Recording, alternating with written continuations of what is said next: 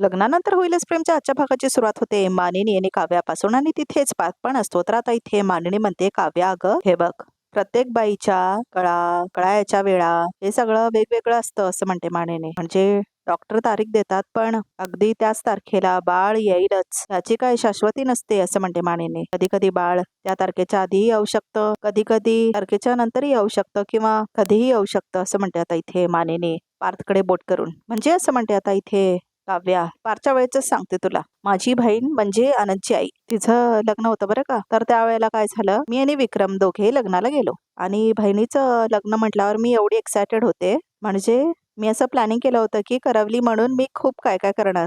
म्हणजे तिला साडी नेसवताना मदत करणार किंवा मंडावळ्या बांधताना मदत करणार, तिला जेव्हा मंगळसूत्र घालतील तेव्हा मी तिच्या पाठीशी उभी असेन, असं खूप काय काय. पण विक्रम आणि मी लग्नासाठी फक्त गेलो तिथे आणि मला असं वाटायलाच लागलं की बाळाची एंट्री आता होणार असं म्हणते आता मानिनी. लग्नात असं म्हणते काव्या. असं म्हणते मानिनी. मग काय केलं तुम्ही असं म्हणते काव्या. मग काय तिथे कळा यायला लागल्या ना मला असं म्हणते मानिनी. मग हे हॉस्पिटलमध्ये घेऊन गेले आणि हे बाळ झालं असं म्हणते आता इथे मानिनी पार्थला धरून. आई मी जन्म झालो तेव्हा खूप क्यूट होतो ना, सगळ्या नर्स मला असं उचलून घ्यायला भांडायचे ना असं म्हणतो पार्थ. त्याच्याबद्दल आपण नंतर बोलूया असं म्हणते काव्या. आता ती खूप घाबरलेली असते. आई तुम्ही पुढे काय झालं ते सांगा असं म्हणते काव्या. ते लग्न तुम्ही अटेंड केलं की नाही मग असं म्हणते काव्या. लग्न राहिलं बाजूला असं म्हणते मानिनी. लग्नात अगदी अक्षता टाकायला सुद्धा आम्ही नव्हतो असं म्हणते मानिनी. एवढ्या जवळच्या बहिणीचं लग्न करवली म्हणून मी एवढी स्वप्न बघितली होती, प्लॅनिंग केलं होतं, हे सगळंच मी मिस केलं असं म्हणते मानिनी. आणि बाळाला निवडलं असं म्हणते आता मानिनी. आता कुठलीही आई असती तरी आईने बाळालाच निवडलं असतं असं म्हणते आता मानिनी. शेवटी काय तुला सांगू, सगळं जग एकीकडे आणि बाळ एकीकडे असं म्हणते आता इथे मानिनी. कुठलीही आई बाळालाच निवडेल अगं असं म्हणते आता मानिनी. तर आता इथे काहीतरी सांगत असते मानिनी आणि काव्या मात्र खूप जास्त विचार करत असते आणि पार्थ बघत असतो काव्याकडे. तर आता जीवा आणि नंदिनीला दाखवले. तर आता इथे जीवा म्हणतो let's go step by step. Okay असं म्हणते तो. ओके असं म्हणते आता नंदिनी. तर आता इथे काहीतरी लिहित असतो तो, मदर असं काहीतरी लिहिलेलं असतो तो. सरोगेट मदर ची मॅरिड हवी आणि एका बाळाची आई, बरोबर असं म्हणतो जीवा. आणि सगळ्यात महत्वाचं म्हणजे आपल्या नात्यातली हवी असं म्हणते नंदिनी. मला चुलत बहिणी नाहीच आहेत, म्हणजे जी आहे ती रम्या आहे, म्हणजे ती तर लास्ट ऑप्शन आहे असं म्हणते आता इथे नंदिनी. आय नो असं म्हणतो जीवा. पण मग तुझ्या फॅमिलीमध्ये असं म्हणतो जीवा, बघावं लागेल असं कोणी करू शकतं का, कारण मला पण बहिणी नाही आहेत तशा आहेत. म्हणजे चिनू मिनूचा तर काही प्रश्नच येत नाही. 3 चुलत बहिणी आहेत, त्यातली एक डॉक्टर आहे. ती तिच्याबद्दल सांगायला गेलं तर जाऊ देत, ती नाही. दुसरी आहे ती फॉरेनला असते, पण ती स्वतः एका महत्वाकांक्षी प्रोजेक्टवर काम करते आहे. तिला कशासाठी कुणासाठीच वेळ नाही आहे, त्यामुळे तिचाही प्रश्न उरत नाही असं म्हणते नंदिनी. तिसरी ती एका लहान मुलांच्या शाळेत शिकवते असं म्हणते नंदिनी. आणि तिच्या संशयी नवऱ्याला सतत उत्तरं देत असते असं म्हणते नंदिनी. आता ती जर आपल्यासाठी प्रेग्नंट राहिली तर तिचा संशयी नवरा तिचा काय करेल याचा विचार करा असं म्हणते नंदिनी. करेक्ट. आणि त्यात आपल्याला सरोगसीला पण ठेवायची असं म्हणतो जीवा. काल कसं आई सगळ्यांना सांगू असं म्हणून हट्ट करायची असं म्हणते नंदिनी. माझ्या बहिणी पण तशाच आहेत. आई तरी काव्याच्या काळजीपोटी गप्प बसली, पण ह्या बहिणी सरळ काव्याला जाऊन सांगतील असं म्हणते आता नंदिनी. त्यामुळे हे सगळंच जरा रिस्की वाटतं मला असं म्हणते नंदिनी. मग मी काय म्हणतोय, आपण नात्याबाहेर कोणाला बघूया का असं म्हणतो जीवा. कसं चालेल, तसा नियम आहे ना असं म्हणते नंदिनी. अरे असले कसले नियम हे असं म्हणतो जीवा. मला सांग, एखादी बाई जर स्वतःहून ती आपल्या पोटामध्ये 9 महिने आपलं बाळ सांभाळायला तयार असेल तर सरकारला काय त्रास आहे असं म्हणतो जीवा. काय प्रॉब्लेम म्हणून काय विचारताय जीवा असं म्हणते नंदिनी. सरकारने खूप नीट विचार करून हे निर्णय घेतलेले आहेत. कसं आहे, मी सुद्धा थोडाफार रिसर्च केला म्हणून सांगते असं म्हणते नंदिनी. सरोगसीसाठी एवढे नियम असण्याचं एकच कारण आहे, कारण ह्याच्यामध्ये फक्त बाळाला जन्म घालणं हे एवढंच नाहीये, तर एका बाईचं शरीर, एका बाळाचं पालकत्व, त्या बाळाचे हक्क ह्या सगळ्याशी निगडीत आहे ना असं म्हणते नंदिनी. कारण ह्या सगळ्याचा गैरवापर व्हायला नको म्हणून हे सगळं कडक नियम सरकारने घातले तसं म्हणते नंदिनी. पण गैरवापर काय होणार आहे असं म्हणतो आता जीवा. तर आता इथे नंदिनी म्हणते, पूर्वी असं व्हायचं, गरीब महिला ज्या होत्या त्यांना पैशाचा आमिष दाखवून वारंवार सरोगसी करायला भाग पाडायचे आणि पैशांच्या मोहापायी त्या करायच्या सुद्धा. पण मग ह्या सगळ्या त्यांचं शारीरिक शोषण व्हायचं आणि ह्या सगळ्यात त्या बाईच्या आरोग्याकडे, तिच्या बेसिक हक्कांकडे दुर्लक्ष व्हायचं असं म्हणते नंदिनी. म्हणून तिचं शोषण थांबवण्यासाठी आणि तिच्या सुरक्षतेसाठी हे सगळे नियम आहेत. आणि बाळाच्या बाबतीत म्हणाल तर बाळांच्या हक्कासाठी हे नियम कायदे केलेले आहेत असं म्हणते नंदिनी. म्हणजे त्या बाळाचे आई वडील कोण असतील, त्याच्यानंतर जन्मल्यानंतर बाळाची जबाबदारी कोण घेणार, त्याचं नागरिकत्व काय असेल, त्यासाठी हे सगळे नियम केले असं म्हणते नंदिनी. हे सगळे नियम बरोबरच आहेत असं म्हणतो जीवा. पण मला सांग, सरोगेट मदर ही विवाहितच का असली पाहिजे, ते का बाळाची आईच का असली पाहिजे असं म्हणतो जीवा. कारण स्वतःची मूल नसलेली स्त्री साहजिक आहे त्या बाळाशी इमोशनली अटॅच होणार ना असं म्हणते नंदिनी. आणि मग पुढे जाऊन जर तिने बाळ द्यायला नकार दिला तर असं म्हणते आता नंदिनी. हे सगळं होऊ नये म्हणूनच हे सगळे नियम आहेत असं म्हणते आता नंदिनी. आणि लग्न न झालेली स्त्री बोल असं म्हणतो जीवा. काल बोलता बोलता आई तुमच्याशी काय बोलली आठवते का असं म्हणते नंदिनी. प्रत्येक पुरुषाला प्रेग्नन्सीत आपल्या बायकोबद्दल प्रेम वाटतच असतं, कारण त्याचा अंश ती आपल्या पोटात वाढत असते. त्यामुळे जर दुसरी कुठली स्त्री तुमचा अंश तिच्या पोटात वाढवणार असेल आणि तुम्हाला तिच्याबद्दल आपुलकी वाटली तर असं म्हणते नंदिनी. कोणत्याही पुरुषाला बाई प्रेग्नंट असताना तिच्याबद्दल प्रेम वाटतं, कारण त्याचा अंश ती स्वतःच्या पोटात वाढवत असते असं म्हटलेली असते ना शारदा. आता ती दुसरी स्त्री तुमचं बाळ वाढवणार आणि तुम्हाला तिच्याबद्दल आपुलकी वाटली तर असं म्हटलेली असते ना शारदा. आठवतं आता जीवाला. सगळ्यात पहिला नवराच असतो जो बायकोच्या पोटाला कान लावून बाळ असण्याचा फील घेतो असं म्हणते आता नंदिनी. हे सगळं तुम्ही करणार आहात का त्या बाईसोबत जीवा असं म्हणते आता नंदिनी. आणि समजा समजा जर तुम्हाला नाहीच राहावलं आणि तुमची इच्छा झाली की बाळाला तुम्हाला फील करायचंय, तर एक वेळ बाळाचे बाबा आपल्या बायकोशी प्रामाणिक राहतीलही, पण त्या स्त्रीचं काय? ती ज्या पुरुषाचा अंश आपल्या पोटामध्ये वाढवतीये त्याच्या बाबतीत तिला अटॅचमेंट निर्माण झाली तर हे सगळं होऊ नये एवढ्याचसाठी हे नियम आहेत असं म्हणते आता नंदिनी. तिचा संसारच तिला मागे फिरवायला बळ देतो आणि कुठेतरी नात्यात ही मर्यादा ओलांडली जाऊ नये म्हणून सरोगेट मदर ही नात्यातली लागते, कळलं असं म्हणते नंदिनी.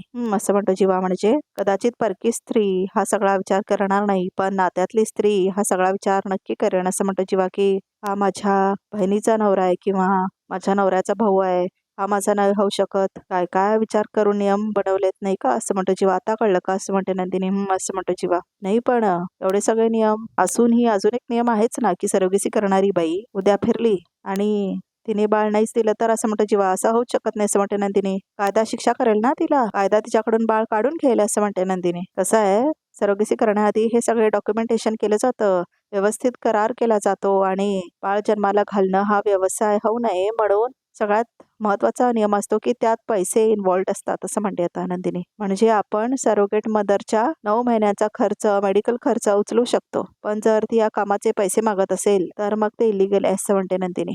हा असं म्हणतो आता जीवा. म्हणजे जी कोणी बाई असेल ती या सगळ्या नियमात बसणारी हवी असं म्हणतो जीवा. म्हणजे हा मार्ग सुद्धा आपली कसोटी घेणारा मार्गच असेल असं म्हणतो जीवा. असं वाटलं होतं की सरोगेसी हा आपल्या जखमेवरची फुंकर असेल, पण काय असं म्हणतो जीवा. अहो जीवा, कशासाठी होप सोडताय? आपलं ठरलंय की नाही? मला पूर्ण खात्री आहे आपण नक्की यशस्वी होऊ असं म्हणते आता नंदिनी. खूप उदाहरणं आहेत, मी दाखवू का असं म्हणते नंदिनी.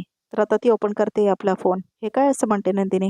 आईचा 6 फोन येऊन गेले तसं म्हणते आता नंदिनी. आई असं करत नाही कधी असं म्हणते नंदिनी. तर फोन लावते ती तिच्या आईला. चेक कर असं म्हणते जीवा. हॅलो असं म्हणते नंदिनी. हॅलो असं म्हणते शारदा. आई असं म्हणते नंदिनी. हॅलो आई.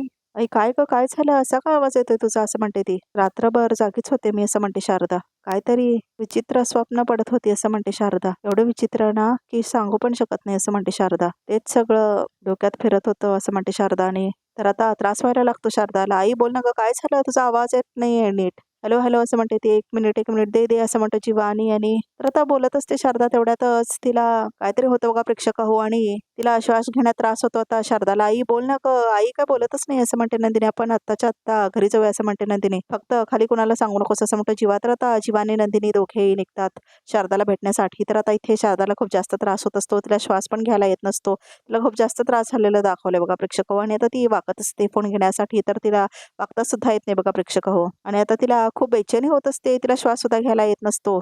बहुतेक तिला अस्थमाचा अटॅक आलेला असतो आणि तिला पंप पाहिजे असतो बघा प्रेक्षक, आणि पंप तिथेच असतो. तर आता ती जात असते पंप घेण्यासाठी. तर आता ती जात असते तिथपर्यंत तिला त्रास होत असतो बघा प्रेक्षक हो. आणि आता ती मध्येच पडते आणि आता ती जात असते त्या पंपकडे. तर आता बसून बसून चालत असते ती, म्हणजे तिथपर्यंत पोहोचण्यासाठी. तर ती लवकर पोहोचतच नाही. तर आता ती जाते जवळ जरा पंपच्या. तर आता ती हात वर करत असते, तेवढ्यातच ती चक्करून पडते बघा प्रेक्षक हो तिथेच समोर, आणि वरतीच असतो तिचा पंप. तर आता जीवा आणि नंदिनी पळत पळत जात असतात. तर आता त्याच्या पाठीमागून वसुंधरा म्हणजे वसवत्या सुद्धा पळत पळत जात असतात बघण्यासाठी. ही नंदिनी प्रेग्नेंट आहे ना असं म्हणते वसवत्या.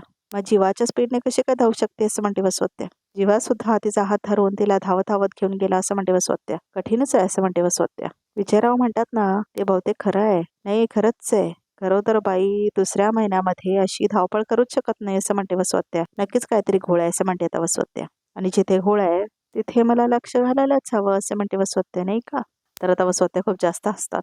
तर आता इथे स्वयंपाक करत असते माणिनी. तर आता ती फोडणी देत असते तेवढ्यातच काव्या येते. अगं तू नेमकी फोडणीच्या वेळेला कशी आलीस ग? तू बाहेर चल असं म्हणते आता मानिनी. मी ठीक आहे पाणी पिते जरा असं म्हणते आता काव्या. तर आता पाणी प्यायला आलेली असते काव्या. तर आता इथे मानिनी पाणी देते काव्याला. तुला मी काम करते लिंबू सरबतच देते. काय होते तुला असं म्हणते मानिनी. तर आता इथे काव्या पाणी पिते. तर आता मानिनी म्हणते बाहेर चालतेस काय तू? चल चल असं म्हणते ती. नाही मी ठीक आहे असं म्हणते आता काव्या. काय होतंय तुला असं म्हणते आता मानिनी. मळमळतंय का? छातीत धडधडतंय का असं म्हणते मानिनी. तर आता इथे कसं तरी होतंय असं म्हणते आता काव्या. थांब थांब असं म्हणते आता इथे मानिनी. लिंबू सरबत दिलं की बरं होईल असं म्हणते ती. नाही ग गरोदरपणा तसं होतंच असं म्हणते मानिनी. परीक्षा काळात असं म्हणते आता काव्या. तर आता मानिनी म्हणते काव्या अहो आई मला असं सतत वाटतं की मला हे गरोदरपणामुळे नाही माझ्या परीक्षेमुळे होतंय असं म्हणते आता काव्या. हे घे इथे बघ असं म्हणते आता मानिनी. तू हुशार मुलगी आहेस असं म्हणते मानिनी. भरपूर अभ्यास करतेस मन लावून अभ्यास करत असतेस. कोणाला दिसत नसलं तरी मला माहिती आहे असं म्हणते आता मानिनी. छान जाणार आहे ग तुझा पेपर असंच म्हण बरं. छान जाणार आहे कळलं असं म्हणते मानिनी. टेन्शन घेऊ नकोस असं म्हणते मानिनी. लिंबू सरबत देऊ असं म्हणते ती. तर आता इथे काव्या पाणी पित असते आणि मानिनी लिंबू सरबत करून देत असते काव्याला. घे जरा काळजी घे हा बाहेर खूप ऊन आहे बरं असं म्हणते आता इथे मानिनी. तर हे घे असं म्हणते ती आणि लिंबू सरबत देते ती. तू कशी जाणार आहेस ड्रायव्हरला फोन केलास का असं म्हणते मानिनी. मी रिक्षाने जाईन ना असं म्हणते आता काव्या. अगं काळजी घे बाहेर खूप ऊन आहे असं म्हणते आता मानिनी. हो हो पण तरी असं म्हणते काव्या. मी बोलवते त्यांना. नाही नाही असं म्हणते आता मानिनी. गाडीने जातो असं म्हणते ती. अहो असं काय करताय असं म्हणते काव्या. तर वसवत्या म्हणते ही सुद्धा आईच्या आईवरच गेली असं म्हणते वसवत्या. तर आता काव्याला काही आवडत नाही. मानिनी तिच्या दोन्ही सुनांना ना अजिबात काळजी घेता येत नाही हा असं म्हणते वसवत्या. बापरे काळजीबद्दल कोण बोलतंय बघा असं म्हणते आता मानिनी. काय म्हणालीस असं म्हणते वसवत्या. काय म्हणालीस असं म्हणतात वसवत्या. नाही नाही जे काय बोलायचं आहे ना ते स्पष्ट बोल ना. घाबरतेस का मला असं म्हणते वसवत्या. छे छे मी कशाला तुम्हाला घाबरू असं म्हणते आता इथे मानिनी. पण तुम्हाला खरंच काळजी वाटते का काव्या आणि नंदिनीची असं म्हणते ती. हो करतेच मी काळजी असं म्हणतात आता वसवत्या. तुला का वाटतं तुझ्या दोन्ही सुनांबद्दल मला काहीच वाटत नाही का असं म्हणते वसवत्या. वाटतं का असं म्हणते आता इथे मानिनी. खरं तर हा प्रश्न तुम्ही स्वतःलाच विचारा वसुताई असं म्हणते आता मानिनी. अगं असं म्हणते वसवत्या. तुम्हाला जर वाटत असलं ना तरी तुमच्या भाच्यांच्या बाळांना जन्म देणाऱ्या ह्या दोन मुली ज्या आहेत त्यांच्याविषयी जरा तरी काहीतरी वाटलं असतं. नाहीतर हिच्या चोरोटीच्या वेळेला नंदिनी विषयी वेडवाकडं बोलला असतात तुम्ही असं म्हणते आता इथे मानिनी. काव्याला किती त्रास झाला लक्षात आहे ना असं म्हणते आता इथे मानिनी. मला या मानिनी असं म्हणते आता इथे वसवत्या. म्हणजे काव्याची तुला इतकी काळजी वाटते असं म्हणते वसवत्या. पण तुझी दुसरी सून ती सेवाभावी नंदिनी तिच्याबद्दल काहीच वाटत नाही का ग तुला असं म्हणते आता इथे वसवत्या. आता बघितलं ना मी जीवाबरोबर उड्या मारत मारत बाहेर गेली धावत होती नुसती असं म्हणते आता इथे वसवत्या. आणि हेही बघितलं की जीवाने जाता जाता बाईकची किल्ली उचलली असं म्हणते वसवत्या. याचा अर्थ काय होतो मानिनी. ते दोघे जण बाईकवर बसून बाहेर गेलेत होत ना असं म्हणते आता वसवत्या. खरंच आहे पण आजपर्यंत देशमुखांनी कधीही नंदिनीच्या बाळाचा विचार केलाच नाही. फक्त काव्याच करत आलेत आणि मानिनी तर तेच आहे प्रेक्षक ऑनस्क्रीन आणि ऑफस्क्रीन दोन्हीच. ड्रायव्हरना मीच फोन करते कुठे तो गाडी विचारते मी त्याला असं म्हणते मानिनी. आई नको राहू दे असं म्हणते काव्या. मी रिक्षाने जाते असं म्हणते ती. तर बाहेर येतो असं म्हणते मानिनी. तर वेडी आहेस का असं म्हणत असते. तर तेवढ्यातच वसवत्या बघतात तिथे लिंबू सरबत ठेवलेलं असतं. तर आता इथे वसवत्या बघतात तिच्याकडे. तर आता इथे आई आई म्हणत आता जीवानी नंदिनी आलेले असतात मोहिते मॅन्शन मध्ये. तर तिथे चक्र पडलेली असते शारदा. तर आता इथे नंदिनी म्हणते आई आई आई असं म्हणते आता नंदिनी. आई काय होते तुला असं म्हणते ती. डोळे उघड आई असं म्हणते नंदिनी. आई डोळे उघड असं म्हणतो जीवा. जीवा तुम्ही डॉक्टरांना फोन करा ना पटकन असं म्हणते नंदिनी. लगेच करतो असं म्हणतो जीवा. आई डोळे उघड ना प्लीज असं म्हणते आता नंदिनी. तर डॉक्टरांना फोन करतो जीवा. हॅलो डॉक्टर असं काय काय सांगतो. तर आता इथे परत देशमुखाचं घर दाखवलंय. तर आता काव्याला दाखवलंय. तर काव्याला खूप त्रास होत असतो. तू स्ट्रेस घेऊ नकोस काव्या. हे बघ फोन लागलाच. तर जाते ना मी रिक्षाने असं म्हणते काव्या. थांब ग जरा. अहो कुठे आहात तुम्ही असं म्हणते मानिनी. कुठे आहात तुम्ही काव्या. ते उशीर होतोय असं म्हणते मानिनी. हा लवकर या असं म्हणते आता इथे मानिनी. तर आता इथे हे बघ ते डोमेस्टिक एअरपोर्ट पर्यंत पोहोचले ते येतीलच एवढ्यात असं म्हणते आता इथे मानिनी. अहो मस्करी करताय का 15 मिनिटं लागतील त्यांना इथपर्यंत पोचायला. जाते ना मी रिक्षाने असं म्हणते काव्या. नाही नाही बाई रिक्षाने नाही असं म्हणते आता इथे मानिनी. शांतपणे बस रिक्षाने नाही जायचंयस तू असं म्हणते मानिनी. एवढं काय काव्या तू असं म्हणते मानिनी. क्लासच्या परीक्षेला लेट होतोय ना एवढंच ना असं म्हणते ती. तेवढ्यातच वसवत्या येतात. क्लासच्या परीक्षेला उशीर होतोय ना असं म्हणते वसवत्या. मग झाला थोडा उशीर तर काय बिघडलं असं म्हणते वसवत्या. हा पण मेन परीक्षेला एवढा उशीर होणार नाही एवढं बघ असं म्हणते आता इथे वसवत्या. हा ठीक आहे असं म्हणते काव्या. अगं सरबत तुझं स्वयंपाकघरात विसरली होतीस घे असं म्हणते आता वसवत्या. तर आता काव्या बघते त्या सरबताकडे. नको असं म्हणते ती. अगं पी असं म्हणते वसवत्या. नको असं म्हणते काव्या. राहील असं म्हणते वसवत्या. मुद्दाम करताना वसुताई तुम्ही असं म्हणते आता मानिनी. आता तिला स्ट्रेस यावं असं मुद्दाम काहीतरी बोललंच पाहिजे का असं म्हणते आता इथे मानिनी. आता ह्यामध्ये स्ट्रेस यावं असं काय बोलले का मी असं म्हणते आता इथे वसवत्या. बघा प्रेक्षक हो, काहीही बोलले ना मी तरी ते चुकीचंच वाटत असतं मानिनी असं म्हणते आता इथे वसवत्या. पण आता ऐक मानिनी, एखाद्या झाडाला जर का आपण पाणी घातलंच नाही ना तर ते झाड सुकून जातं असं म्हणते आता इथे वसवत्या. आणि एखाद्या झाडाला जर का आपण सतत पाणी घालत राहिलो तर अति पाणी घातल्यामुळे ते कुजतं असं म्हणते आता इथे वसवत्या. काय बोलताय तुम्ही असं म्हणते मानिनी. काय बोलतेय ते सांगते ना असं म्हणते वसवत्या. तुझी दुसरी सून नंदिनी, तिच्याकडे तुझं अजिबात लक्ष नाहीये. ती बिचारी सुकून चालली आहे आणि हिची इतकी काळजी करतेस की कधी कधी मला असं वाटायला लागतं ना तर आता तेवढ्यातच हॉर्न वाजतो. आले आले असं म्हणते काव्या आणि आता ती जाते परीक्षेला. सावकाश काव्या असं म्हणते आता इथे मानेने. बघितलंस मानेने, आत्ताच्या आत्ता माझा मुद्दा सिद्ध केलास. मगाशी मी जेव्हा तुला म्हटलं की नंदिनी एवढ्या मारत धावत धावत बाहेर गेली त्याचं तुला काहीच नाही वाटलं असं म्हणते आता वसवत्या. पण ही काव्या जर कुठे दुडू अशी पळत गेली तर लगेच कशी म्हणालीस, अगं काव्या हळू चाल ना, कळलं असं म्हणते वसवत्या. मात्र मुद्दा बरोबर आहे बघा प्रेक्षक वसवत्याचा. मला माहिती आहे की काही बोलले तरी ते तुला चुकीचंच वाटतं असं म्हणते वसवत्या. पण आता जे काय बोलले ना त्याचा जरा विचार कर असं म्हणते वसवत्या. बघ काय पटतंय का असं म्हणते वसवत्या आणि निघून जाते ती तिथून. तर मात्र बरोबर बोलली आहे बघा प्रेक्षक वसवत्या. खरंच असं काय होतंय का माझ्याकडून असं म्हणते आता इथे मानेने. नंदिनीला काही दुखलं खोपलं तर लक्ष नाही आहे का माझं तिच्याकडे असं म्हणते आता इथे मानेने. तर आता मोहिते मेन्शन दाखवलंय तर आता डॉक्टर आलेली असते चेकअप करण्यासाठी शारदाचं. तर आता इथे ती डॉक्टर म्हणते ह्यानी कसला तरी खूप टेन्शन घेतल्याने ह्यांना ट्रॉमा झालाय असं म्हणते ती. काल आज मध्ये काय घडलंय का असं म्हणते आता ती डॉक्टर. तर आता जीवा आणि नंदिनी विचार करायला लागतात. हे शोधताय का तुम्ही असं म्हणून आलेली असते ना शारदा ते खोटं पोट घेऊन. तर आता आठवतं जीवाला हे फ्लॅशबॅक मधून. हो असं म्हणतो जीवा. ऍक्च्युली काय आहे, एका फंक्शन मध्ये आम्ही बिझी होतो आणि काल आमच्या इथे फंक्शन होतं ना असं म्हणतो जीवा. दगदग झाली असेल त्यांची असं म्हणतो जीवा. आता काय काळजी घेऊ शकतो असं म्हणतो तो. मी काही गोळ्या लिहून देते, जेवढा आधी आणि थोड्या गोळ्या नंतर द्या. आणि आता कसल्याही प्रकारचा त्यांना मानसिक त्रास होता कामा नाही असं म्हणतो आता इथे ती डॉक्टर. तर आता इथे बघा प्रेक्षक विचार करत असतात जीवा आणि नंदिनी. तर आता इथे समजा उगत्रिका पण ते काय ते आई फेल झाले मी असं म्हणते आता इथे काव्या नंदिनीला. आई फेल झाले असं म्हणते ती. तू सगळा अभ्यास केला होता ना असं म्हणते आता नंदिनी. मग हे असं कसं झालं असं म्हणते नंदिनी. बाकीच्याच गोष्टी सगळ्या डोक्यात चालू होत्या ना असं म्हणते आता इथे काव्या. कुठल्या गोष्टी असं म्हणतो जीवा. माझी मेन एक्झाम ती डिसेंबर महिन्यात. आईने पण मला सांगितलं होतं की त्यांना त्यांच्या बहिणीचं लग्न अटेंड करता नाही आलं, त्यांना बाळाला निवडावं लागलं असं म्हणते आता काव्या. तुला काय गरज होती ग आई असल्या स्टोऱ्या सांगायची ग असं म्हणतो आता इथे पार्थने जोरात ओळखतो मानिनीला. खरंच खूप भारी झालंय प्रेक्षक हो. अहो असं म्हणते काव्या. बायकोच्या इतक्या आहारी गेल्यास की आता आईला उलटून बोलणार आहेस. गेली तुझी हातची मुलं गेली असं म्हणते आता वसवत्या मानिनीला. तर आता सगळ्यांना धक्का बसलेला दाखवले. तर आता रिकॅप्स इथे संपतो. तर प्रेक्षक आमच्या चॅनलला नक्की सबस्क्राईब करा.